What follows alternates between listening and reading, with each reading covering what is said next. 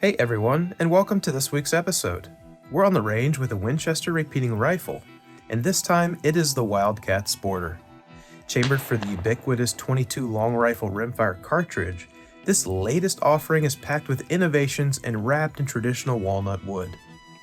Winchester Repeating Arms is no stranger to rimfire 22s, and the brand has been a champion of our sporting heritage by offering rifles and shotguns for defensive and sporting purposes for well over a century.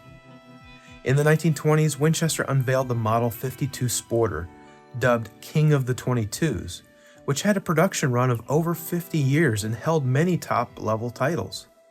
Fast forward to 2019, the year when Winchester announced its first Wildcat rifle, which at the time caught the attention of American Rifleman editors for myriad reasons.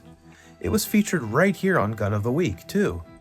But that original platform was wildly different than most of the guns we've seen come from the legendary brand. It was futuristic-looking, it was trim and light, and it had an all-new action. It ran flawlessly and was a lot of fun on the range, just like this latest Wildcat wearing satin walnut furniture, which makes for a gun packed with modern features while having traditional looks on the outside. Since 22s are a type of rifle meant to be shot a lot, it is important to have a robust action and barrel capable of delivering good performance and accuracy. This is where the Wildcat Sporter shines, and there are options to choose from, whether it be a non-threaded 18-inch chromoly steel barrel or a threaded 6.5-inch unit on the SR version. Both versions feature button rifling and a recessed target crown for protection. The receiver has a Picatinny rail for optics and is topped with a fully adjustable aperture sight, much like the ghost ring setups you'll find on tactical shotguns. The combination of ring and post up front made it fast and accurate enough, and the features don't end there.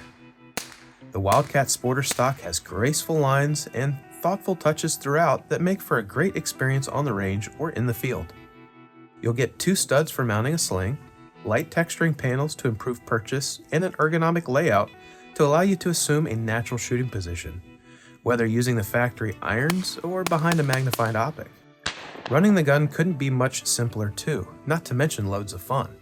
Since it is a blowback operated semi-automatic, the gun feeds from detachable box magazines of the Ruger 1022 pattern, though Winchester's factory magazine is quite nice and offers up some features the general pattern does not. With an empty magazine, the action should lock itself open. But if you'll need a manual override, Winchester has options, with one forward of the trigger guard and the other, which is red, along the left side of the receiver. Our testers particularly enjoyed these 2 bolt lock mechanisms. Like the bolt's lock, Winchester also provides 2 unlock features for the magazine. Just forward of the 10-round magazine, there is a red lip. Pull it rearward and the magazine will fall out.